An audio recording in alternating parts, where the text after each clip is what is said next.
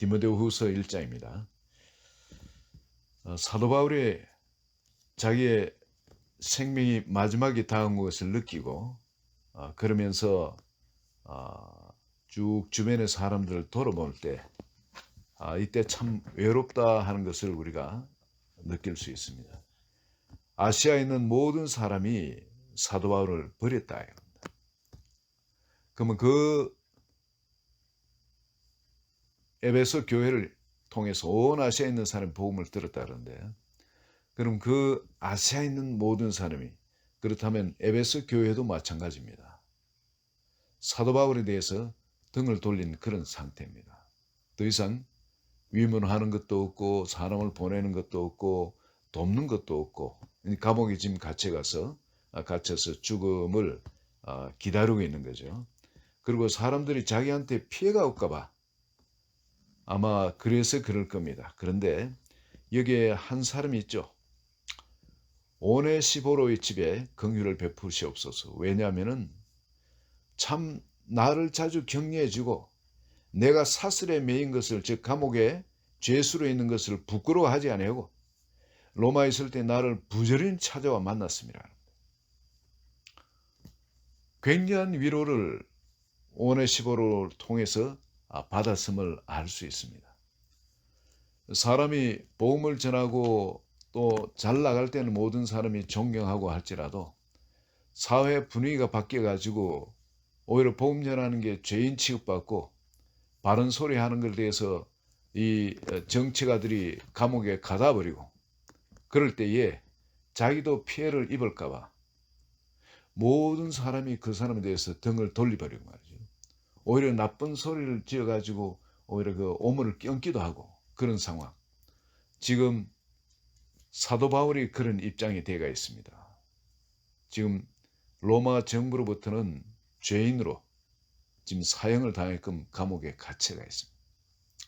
그리고 그거는 거의 네로 황제의 지하에서는 그거는 거의 뭐 피할 수 없는 운명처럼 그렇게 돼가고 있습니다. 네로 황제가 어떻게 기독교인을 박해하고 있는지 그걸 보고 있기 때문에 이제 그 자기 차례가 다가오고 있다는 것을 사도 바울은 알고 있습니다.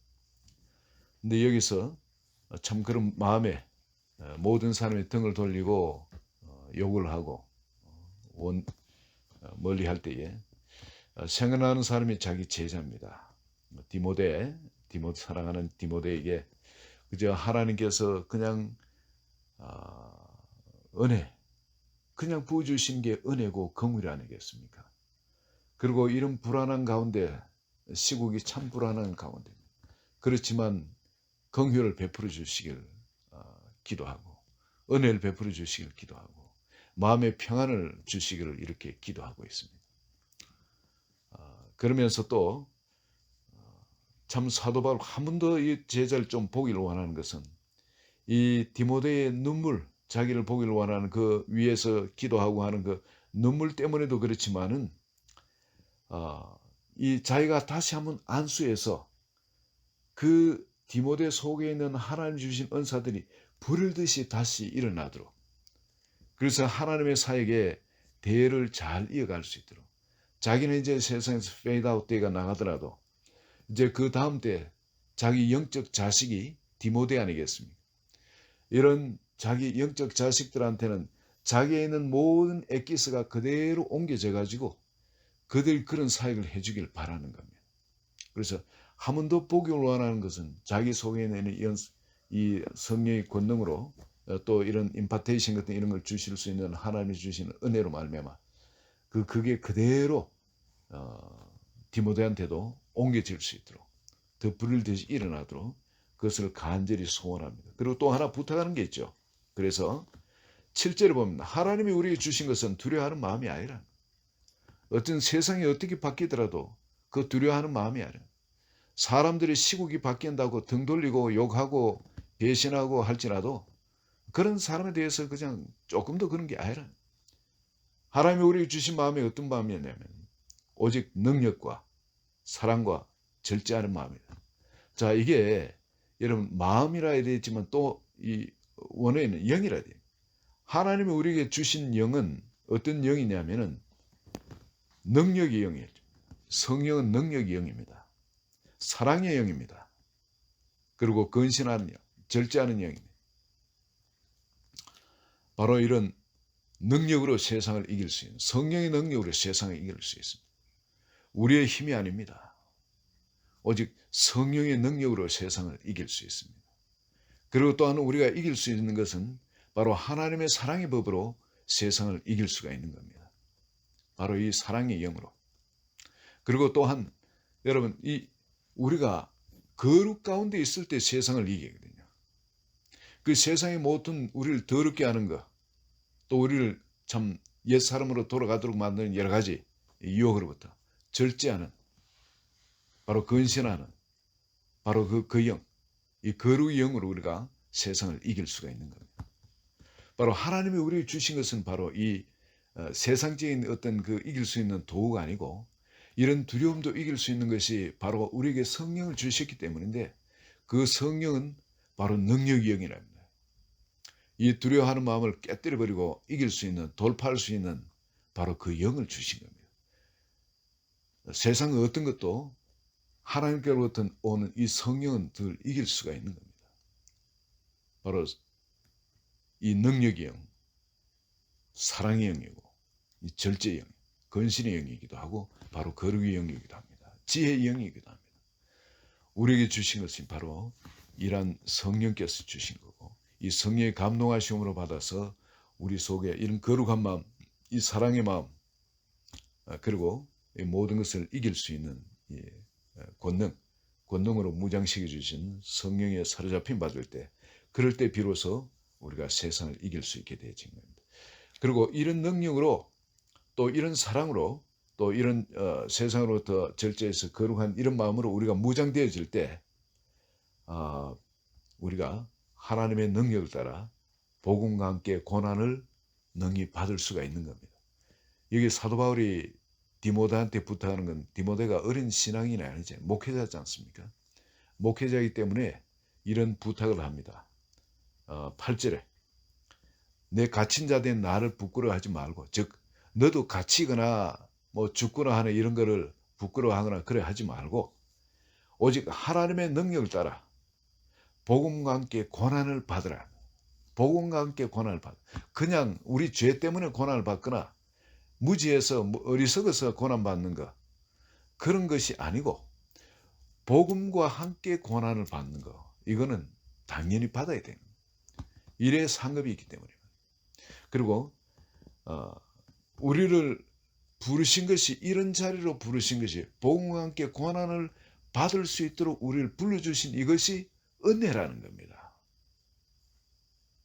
이게 하나님의 놀라운 은혜라는 겁니다. 이걸 통해서 하나님이 우리를 어느 자리로, 영광 가운데 불러주시기 때문에 그렇습니다. 하나님께, 예수님께서 먼저 이 세상에 오셔가지고 그 고난 가운데 우리에게 복음을 온전히 제시해 주셨지 않습니까? 영원히 썩지 않을 것이 뭔지 보여주신 겁니다. 이 복음과 함께 고난을 받으시고 십자가에 죽으셨는데 썩지도 아니하시고 부활하신 겁니다. 영원한 나라가 있고, 그 영원한 그 영광의 몸으로 부활하셔가지고 자기들한테 나타나시고 보여주셨죠. 이 사도 바울도 부활한 예수님을 봐버린 겁니다. 여러분, 사도 바울은 예수 믿는 사람을 잡으러도 온 세상 쫓아다니면서 잡는 사람인데, 그 예수님이 돌아가실 때 그 현장이 없었겠습니까? 이건 사도 바울이 그 현장에 없었던 말이 안 되는 겁니다. 이렇게 율법적으로 열심인 사람이 예수님을 죽일 때 십자가에 못 박으러 누구보다도 목소리 세게 외쳤던 사람이 사도 바울일 겁니다. 그런데 그렇게 예수님이 처참하게 돌아가셨는데 그걸 확인까지 했을 거예요. 그 머리 옆에 보면서. 그리고는 나중에 그분이 다메섹 선상에서 나타나서 내가 바로 그 예수다고 이야기했을 때 사도 바울의 임한 그 충격 한번 생각해보세요. 아, 이게 이 세상, 보는 세상이 진짜 세상이 아니구나. 영원한 세상. 그분이 빛 가운데 나타나셔서 자기한테 말씀하시고 자기 눈을 멀게 해버리시다가 다시 성에 들어가라. 그 아나니아가 네가 만났던 그 예수님이 다메섹 상에 만났던 네가 만났던 그 예수님이 나한테 나타나서 나한테 말씀하시고 네한테 안수해서 네 눈을 뜨게 하신다. 그리고 그 사람이 안수했을 때 눈이 떠버리지. 이게 있을 수 없는 일들이지 않습니까? 이 영원한 세계가, 썩지 않은 세계, 이 세계가 존재한다는 겁니다. 자기가 직접 체험해버린 겁니다. 그러니까 이 자기도 담대할 뿐만 아니라 디모데한테도 이야기를 하는 겁니다. 염려하지 말고 두려워하지 말고 복음과 함께 고난을 받으라는. 예수님이 그러셨지 않냐. 내가 지금 복음과 함께 고난을 받아 감옥에 갇혀있지 않냐. 이걸 절대 부끄러워하거나 피하거나 하지 말고 당당하게 복음과 함께 고난을 받으라. 이러면 반드시 그분이 나에게 내가 참 그 부탁 예수님한테 부탁했던 것처럼 내가 이렇게 죽더라도 예수님한테 그 부탁했는 그 부탁이 그거겠죠. 내 영혼을 죽게 맡기나이다 하고 스데반이 그렇게 죽고 떠나는 걸 자기가 봤거든요. 돌로 사람들 칠할 때쯤 옷을 자기한테 맡기는 겁니다. 그럴 때 사도 바울이 그게 옳다고 승인을 해준 거예요. 그 옷을 맡음으로 책임자로서. 그랬을 때 자기 눈앞에서 이 스데반이 처참하게 죽는 걸 봤는 겁니다. 그리고 하늘이 열리고 인자가 하늘 우편에 선 걸 보고 예수님을 봐버린 스데반이 그 이야기하는 걸 죽어가면서 그 이야기하는 걸 듣는 겁니다. 자기도 돌에 맞아 죽었는데 그 사람들이 그걸 버렸는데 다시 또 기적처럼 멀쩡하게 살아난다든지 산 가운데 부활하신 예수님이 내 속에서 역사하는 걸 사도는 끊임없이 체험하면서 살아가는 겁니다. 그렇기 때문에 이 디모데한테도 복음과 함께 고난을 받으라는 겁니다. 그리고 자기 영혼을 마지막을 부탁을 이미 해놨겠죠. 내가 부탁한 것을 그분이 이루실 줄 내가 확신하노라. 영혼을 하나님께 맡겨놨기 때문에 주님이 다시 예수님이 부활하신 것처럼 나를 부활시킬 것. 그걸 확실히 믿는다. 복음과 함께 고난받는 것이 바로 그 길입니다.